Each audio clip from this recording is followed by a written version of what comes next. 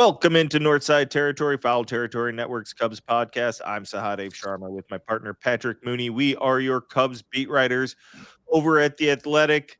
Patrick, we have an entertaining first Cubs weekend at Wrigley Field to talk about. Lot in that weekend that to discuss, Mhm. good and bad in my opinion, and we could kick it off with something not directly Cubs related, but probably the biggest baseball news of the weekend that broke late Sunday night. Vlad Jr. is staying in Toronto, 14 years, $500 million, a massive deal, no deferrals, no opt-outs. The son of an Expos superstar stays in Canada. It's a big deal for the Blue Jays. It's a big deal for baseball. We touched on it maybe not last episode, but last week at some point, the idea of Vlad Jr., how that may impact Kyle Tucker. What's your initial reaction to this and the Cubs connection?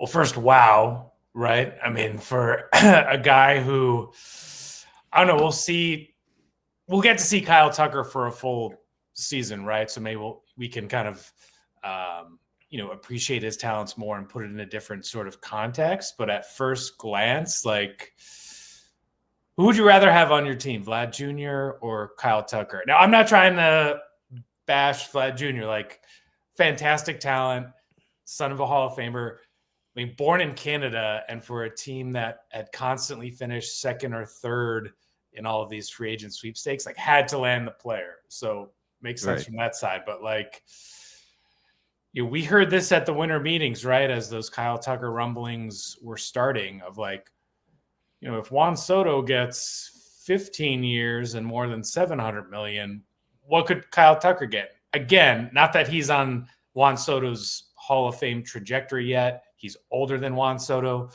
but what he brings to the table on a daily basis in terms of speed, defense, left-handed power, just athleticism, it's not like he's a slight fraction of either player. And so I think after everything we've written about payroll, after all the questions people have had about the Cubs, revenue payroll disparities, to have, a Ken Rosenthal bombshell report drop late Sunday night is fascinating, because this is going to be like the story around the Cubs. It's, do they make the playoffs or not? And do they sign Kyle Tucker long-term or not? Yeah. And I've been thinking about this, obviously, pretty much since they traded him. I think the first thing for me that's important, and this is how I look at it, I think it's how baseball people, when I say baseball people, front office execs look at it, is the trade is separate from the potential extension or re-signing. Like, you have to look at the trade. It is for 2025. You are getting Kyle Tucker for 1 year. Value-wise, it is a win for the Astros, right? Value-wise, as far as how, whatever, war in, war out, all that nonsense. For 2025, you want it. I think the Cubs that's what their focus was in that deal. They were trying to get to a level that made them playoff contenders, or gave them a little bit more margin for error to be playoff contenders. They accomplished that by acquiring Kyle Tucker. Separate over that. Like, I don't think we need to discuss Cam Smith, Hayden Wesneski, and Isaac Paredes when discussing Kyle Tucker and a potential re-signing of Kyle Tucker. What this comes down to is what we wrote about last week, last week, and where their budget is. And I know there are people that are going to say, so this is 35 about per year for Vlad Jr. In reality, my guess is Kyle Tucker gets a higher AAV in fewer years. How much higher and how many fewer years we can, we'll find out. Let's just go with 40 million. Okay.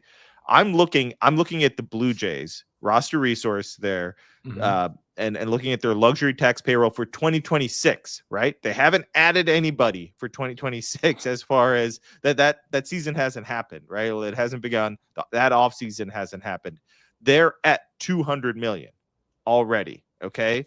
and they have one massive deal and then a bunch of really good, like 15 million and 18 million and 23 million and 24 million. So what you're talking about here is if the Cubs are going to be a $210 million team with maybe an exception here and there to get to 230, you're talking about Dansby Swanson, Ian Happ, Kyle Tucker, Jameson Tyone, Matthew Boyd, and then what else can you do? What else can you do as far as adding players, right? You have good players in Shota, you have young players, but you can't. How are you going to go out and supplement the team in free agency? So, like, you're going to be at that 210 mark very quickly. I think fans think of it as like, well, it's this percentage of the.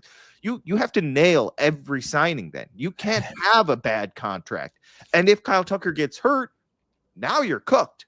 Now you're done. Like, it is a major risk. You can't do that unless you're going to spend 260 plus million a year. Like, I mean, you can, but you're really restricted, and you have to, and you can't. Like, it really reduces your ability to make a mistake or like take a risk. That deal in itself is a risk, right? If that's what you're like, and I know that people are gonna like come back and say like it's worth the risk, whatever. Maybe it is. Like, I'm not saying don't do it. I'm saying this is the calculus they're considering, right? How do they fit that contract in if their budget is 210-ish million every year, with the rare exception, oh, maybe if it we can give Alex Bregman this half-assed offer like every once in a while, but other than that, like it just doesn't seem to me like they can hand out a deal like that and be the type of front office that they believe they are, right? Like that, it would be almost irresponsible, because when analyzing a deal like that, it's the back end that's not as valuable, right? So you almost look at it as a sunk cost in the back end of the deal, because you're supposed to win a ton on the front end. But if Tom Ricketts's demand is no more downswings, right? How do you hand out that deal and not expect a downswing after in the second half of it? Well, you're kind of getting to the heart of the Sahadev of like who's going to be making that decision. Like, if they make the playoffs, one would think that Jed Hoyer would stay on, considering he is pretty aligned with the entire organization, and that making the playoffs would be the natural next step here. We have, an almost certain work stoppage after 2026, and we don't quite know exactly what the rules will be as Kyle Tucker will be getting into that mega deal, and the Cubs do not strike us as a team that's going to go kind of color outside the lines or be totally unconventional in a scenario like that. I mean, look, the odds are your team won't sign Kyle Tucker, right? Like, only one team gets the player. I guess to bring it back towards maybe the Cubs is you have to look at some of these pressure points, right? Like, it doesn't always work out the way free agents think it will. And the Blue Jays were under enormous pressure to retain this homegrown star after whiffing in so many other pursuits. I mean, Steve Cohen drove that Juan Soto negotiations to place that, I don't even think, I don't know, maybe Scott Boras I know he has that number in mind. Our buddy Will Salmon wrote that he wrote down a number and put it away in a drawer. This was pretty astronomical, but without Steve Cohen, where do the Yankees bid? Like, where do the Red Sox bid?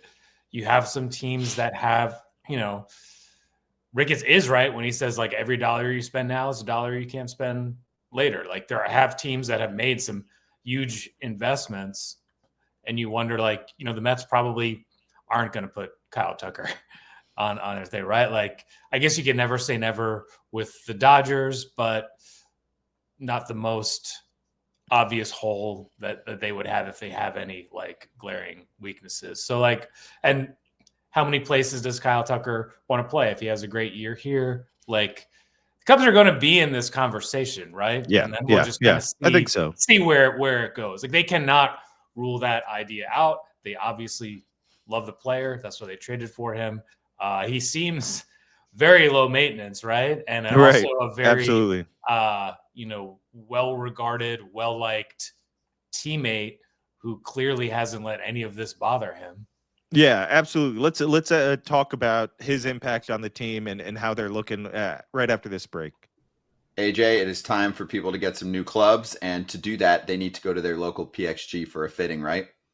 No doubt. I was there today. I've been there before. Last time I was there, they gave me this killer gap wedge. Look at that sweet spot, Scott. It is worn out. That is right in the sweet spot right there. So I went and got new clubs today, new irons. But more importantly, I got this bad boy. I got me a new putter. This is my old putter. It's on order. Yes, that's my putter cover. PXG Mustang putter. Now I'm going to the Allen putter. They talked me into it because I was draining some putts today. Bob, the guy who helped me out, he helped me with my irons. He got them teed up perfectly. But then we went to the putting green. I was draining them putts because that's the most important part of golf. PXG fittings are fun. Schedule your fitting today. As you can hear from AJ, for a limited time, you could save up to 20% on your entire order. Head over to pxg.com/foul. That's pxg.com/foul to save up to 20% on your entire order. pxg.com/FOUL. Restrictions apply. See site for details.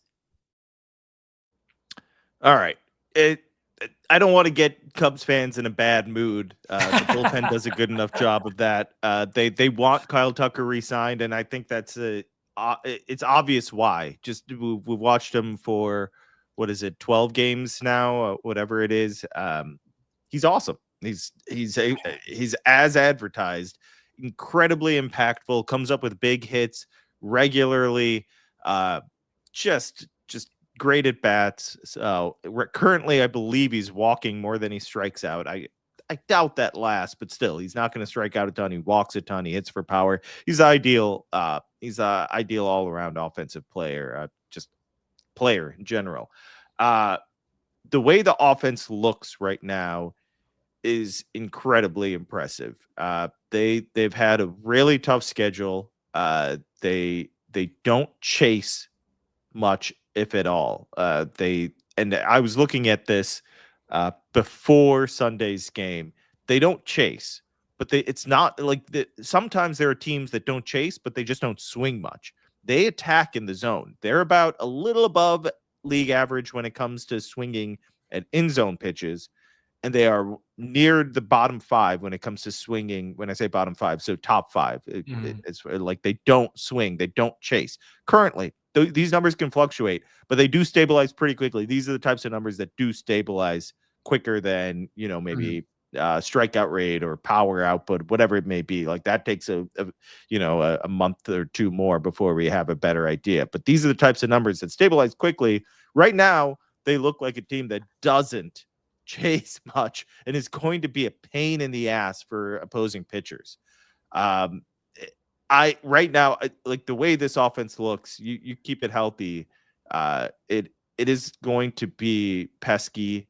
There's enough power that those walks become really valuable. They're probably still leading the league in walk rate. Maybe see, I think they're jockeying for first with Seattle, but really impressive offensive team currently.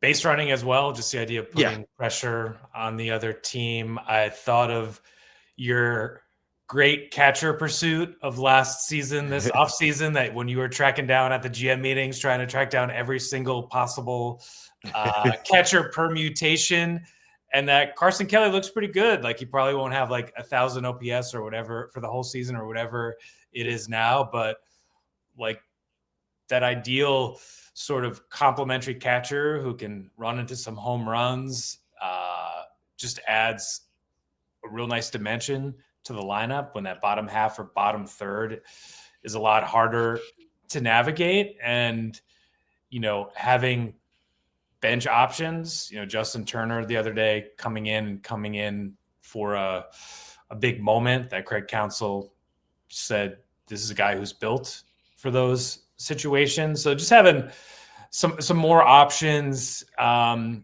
that's why I think Cubs fans were kind of left wanting more this weekend when you see Sure. Ben Brown non-competitive start, but the offense to come back, they got to lead the league in balk-induced runs, maybe. I don't know if there's a stat for that, but what a first inning, huh?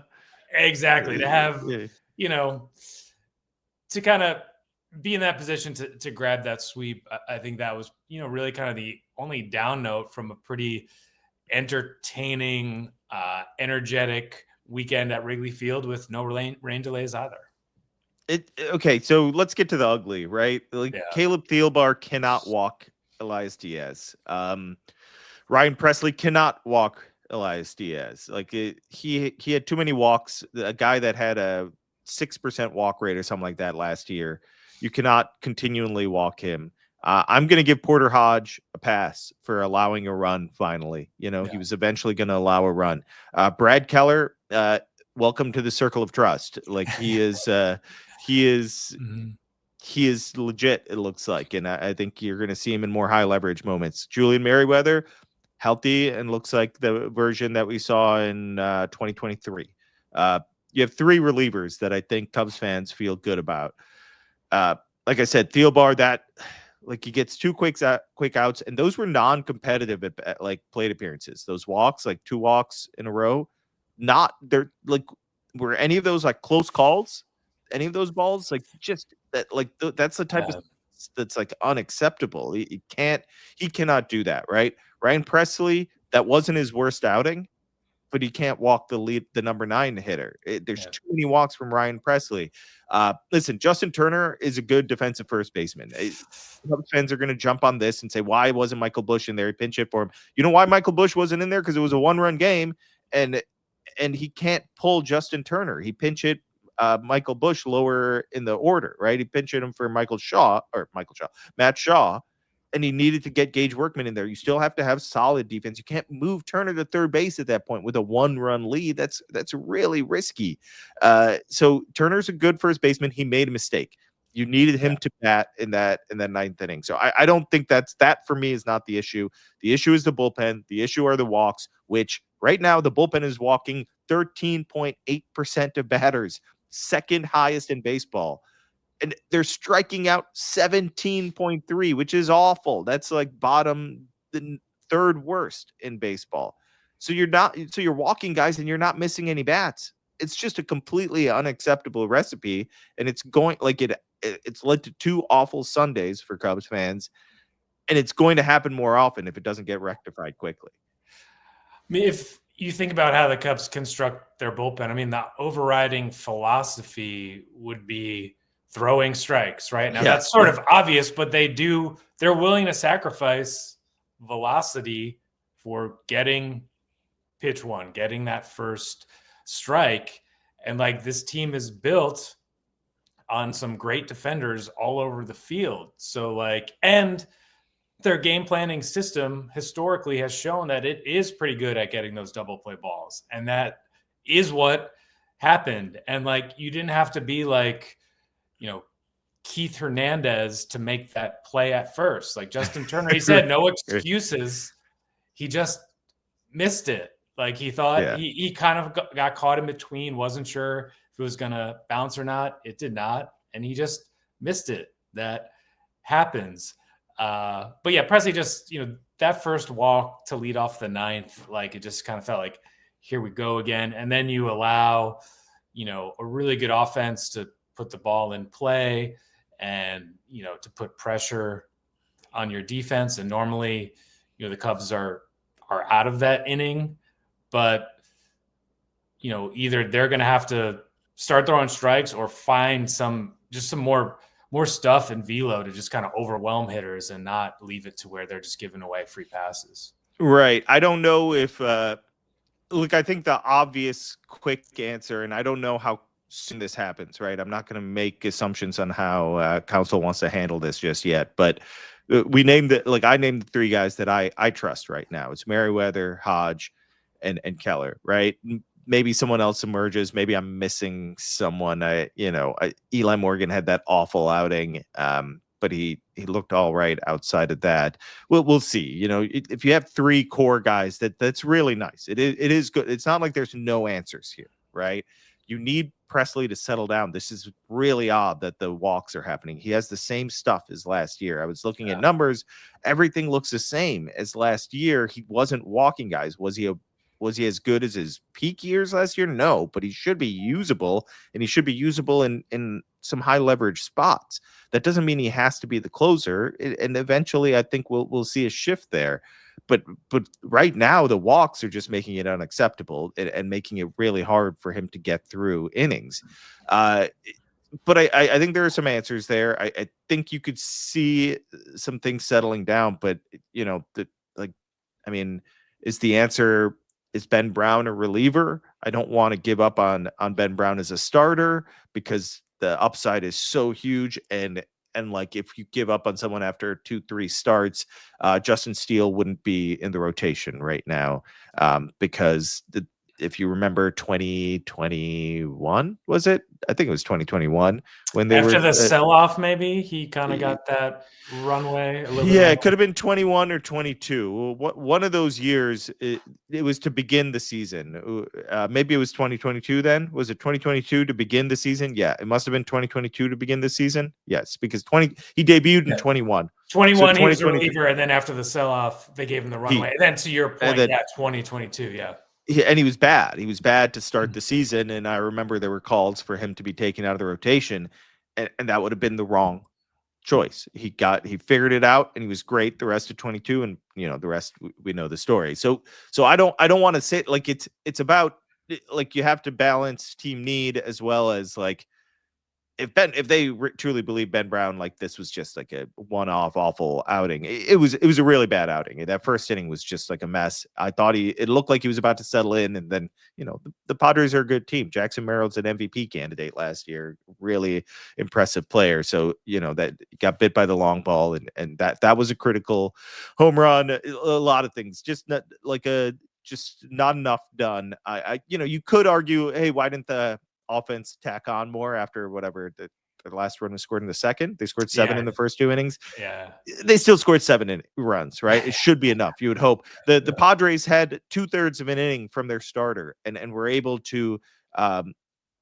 keep the Cubs from scoring after the second inning, right? Like that's a big, like the Padres are good too. Let's give them some credit. Outside of that, Patrick, it was a great weekend for the Cubs. Matthew Boyd looks awesome. Matthew Boyd looks very impactful. Shota Imanaga is trying to repeat a season that even his own manager said it's going to be really hard for him to repeat that season. They have 2 legit starters. We talked about it briefly. I think we talked about it briefly, but Jameson Taillon looked awesome. His last start, I talked to him the other day, and I'll write something about it, but he believes that's the best he's felt in a Cubs uniform. He said, like, last year he had a really good results, but he remembers coming off the field and being like, it doesn't feel right coming out of my hand. Something's not clicking. Something clicked for him. He felt delivery wise and everything. And like, if that's the case, let's see him carry it out. Like he's got another start Tuesday or Wednesday. Let's see him carry it on. But like, yeah, like this is looking good. Like there's a lot of positives here. The offense looks great. That you have some starters that look really impressive. Like I would not allow. I would hope Cubs fans can see like you know the forest through the trees and understand that yes, there are issues with the bullpen. It's fair to be concerned, but don't let Sunday's bad outing color the entire weekend because it was a good weekend and there's a lot of positives here. And I think the point of your story, like I understood it to be like this is going to be a fun year at Wrigley. This looks like there's a chance to be entertainment and a quality product out there. Yeah, that's not like like we're starting to book like hotels for playoff possibilities and planning for that coverage. But I do think like the team is like good enough to be in the race all the way until the end. And I think when you have some of the behind the scenes intrigue going on at Wrigley Field, kind of the business baseball tension. You've got Kyle Tucker, having the beginning of what could be a monster season. You have, a fan base that has been kind of waiting for this. Wrigley Field is still the ultimate star. I thought it was cool to have the kind of weekend, 3 120 games starting up the home schedule there. And that, they've also sort of proven that they have that staying power, and that, that's kind of, you were there when we were talking to council, and I was like, I know you're going to say, we're just trying to win a game today, but don't you sort of look at the season? Do you look at the season in segments? And that so far we're, there may be not quite halfway through, but there's this first month, but it's like the toughest month in baseball for any team, right? And to be in first place, to avoid what happened to the Braves, and also that weird like ramp up, ramp down, ramp up again, and to not have any devastating injuries is big. And council would acknowledge that he feels like they put together a stable foundation through these first 10 days, that pitchers have been used appropriately, that they've prepared accordingly. But as he said, they're not out of the woods yet. Right. 7-5 through 12 games, I believe. I'm counting quickly here. 17 more games left in this daunting start, if that's what you want to call it, before they face the Pirates to kind of wrap up April. You can go 7-10 in those 17 and feel good about April, right? Obviously, fans are going to want more after the start to the season, but it's a tough stretch here, and they look like they can handle it, right? That they're competitive with these teams. So obviously you want better than 7-10. I think they're capable of better than 7-10, but let's see. Let's see what they do, and then if they can survive this April, then you feel really good about the rest of the season, as long as they're healthy. Figure some things out in the bullpen. Bullpens can stabilize. I know it looks ugly now, but they can. They can stabilize. We've seen it in years past. You just don't want it to be a month or 2 month process where it takes too long to figure it out. If we're talking about this in the middle or late May and it's cost them a half dozen games, yes. And it's like, why is this not getting figured out, right? But we'll see. We'll see if there's moves made, if there's adjustments made with players, if the players frankly just stabilize, because we've seen that as well. Bad pitchers, bad relievers suddenly become good relievers because something clicks, or somewhat like you adjust something and it works out. So I don't want to suggest that this is going to last forever, but obviously it can't continue the way it's been going for certain guys. All right, Patrick, we'll be back with they start 3 with the Rangers tonight, Monday night.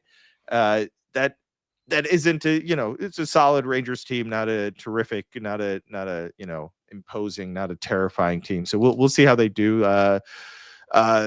Who's it tonight? It's Shota? No, Shota goes tomorrow. I think it's Steele. Yeah, Steele. Steele's back. Then all right. Okay, we got 3 against the Rangers, and then another West Coast trip. We'll see how the Cubs do with all this stuff. Thanks so much for listening, everyone. This is Northside Territory. Make sure you rate, review, subscribe. Subscribe to the YouTube channel, subscribe to The Athletic, where Patrick and I are on top of all things Cubs. Take care, everyone. Thanks.